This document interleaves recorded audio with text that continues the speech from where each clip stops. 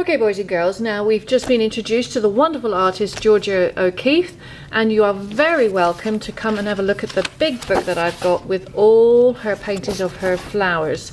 And you can see just by the examples in here what we were discussing about taking something so fine and delicate and tiny, and how she takes just a section of it and she blows it up. So it's very abstract, even though we're using something that is realistic. And we're talking about macro photography as well, how you can get a close-up. So that's what we're going to do.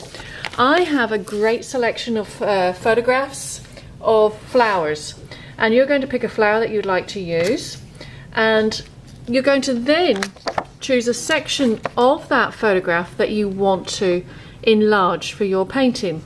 So I've picked this one here, and I'm going to go for this area. And what I need to do is make a little frame. So I've got a box full of different sizes of card, and this piece of card is probably the right size. If I just cover the section that I'm interested in painting, that's about what I want to do. I'm going to fold it in half, and I'm going to make a window, just like a window frame.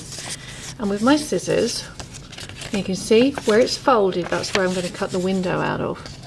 I'm just going to cut a box. And when I do that, discard this bit, you don't need this bit unless you want to make a smaller box.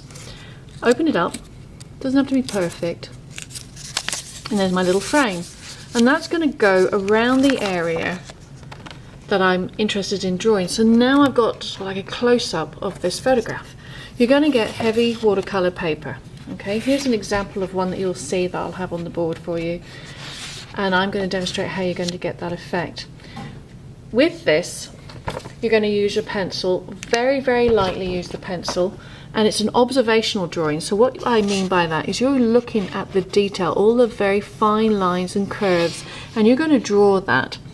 So I'm going to start, and I'm just going to draw in. I'm starting with the center, and I'm fairly bold. I'm making it large because that's what we're doing. This image is this big, but my paper is this big. So I have to make it that it's all in proportion. So I'm drawing the center, and then I'm drawing the first petal, and then I'm doing the second petal, and you can see how I'm just randomly drawing my lines. It's loose, it's fluid, it's an observational drawing. I can see I'm spending more time actually looking at this than I am looking at this, and I'm making my pencil do the drawing for me, sort of like walking the line. I'm just going to fill it out to there, and I've got more petals this way and another curve there, and you see now I've got my light drawing, a blown up image of that flower. Now what we're going to do next is a wet on wet painting technique. You're going to get a spray gun, and it's been set on mister. Don't change this. This has to be on mist, and you're going to lightly mist the surface. Now you're going to get watercolor paints, but you're also going to get, I'll either give you a tempera cake or I'll give you some tempera paint in white, and you're going to be using the white to mix. Probably the tempera paint would be the best one for you, and you're going to be mixing tints, which means that you'll be taking some of the colors out of here and then applying it with white to make a tint, and then going onto the surface. Okay, so I'm going to do large washes, and I'm going to start first. Okay, you will see when I apply the paint, because the surface is wet, the water starts to move. Okay, and when I add another colour to it, it helps blend. If you're not getting it to blend properly, what you can do is mist it, and you can see how it starts to grow for you. It's a wonderful painting technique, very delicate, and it works perfectly for what we're trying to do here today, boys and girls. And I'm going to continue. I'm going to use some of my white and blend in and mix on my palette. Okay, and when I've got the whole thing painted in, you should end up with a watercolor painting, a little bit like that maybe. Let's hope so. Next thing, we're going to set that to dry. When it is dry, you're going to do mixed media, which means that you're going to use another medium. The first medium that you used was watercolor. Now you're going to take pastel, chalk pastel, okay? And these ones here, boys and girls, remember to look after them for me. And I'm just going to go over in some areas, just to add a little bit of shadowing and blending, just a bit of value now.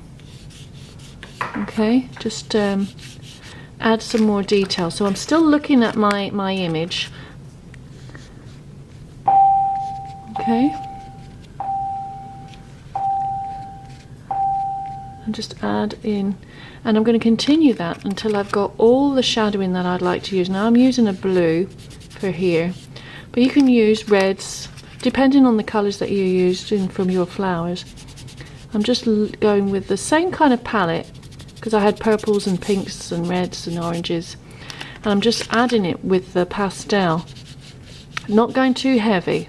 Okay, when I've got all of that touched in, the very last thing that I would like us to do is add a little bit of texture. So we're going to use a squeeze bottle, and then we would draw in some detail, okay, that would be in on your painting or your photograph. Okay, so I'm just going to add, and you can use as many colours as you like, but don't overdo it. Just go nice and carefully, and it adds texture to your painting and a raised surface. Okay, and when you've got that completely finished, set it onto the drying rack, and hopefully you should end up with an image that is inspired by Georgia O'Keeffe. Again, it's a close-up of part of a flower. Okay, boys and girls, now it's your turn. What you're going to do is you're going to find your photograph, make a frame, do a very light pencil observational drawing, and then wet on wet painting technique, set it to dry, and then we'll do pastels and then a textural finish on top. Let's go make some art.